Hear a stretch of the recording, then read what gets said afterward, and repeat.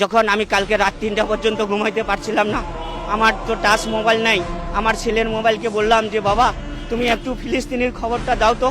যখন আমি দেখলাম ফিলিস্তিনের 1/3 ধ্বংস হয়ে গেছে, তখন আমি আর ঘুমাতে পারি নাই।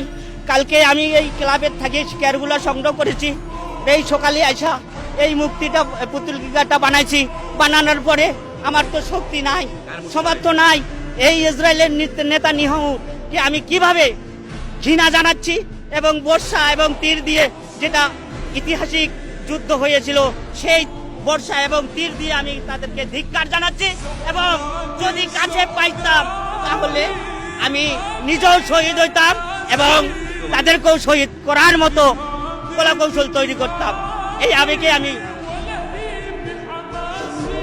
সবচেয়ে বড় কথা, এই অসহায় শিশুদের, যে ছোট বাচ্চাদের গর্ভধারণের মানা তারা নিহত হয়েছে, এর চেয়ার বলার কিছু নাই। আগামী প্রজন্ম যারা, তাদেরকে আমরা ধ্বংস করে দিচ্ছি।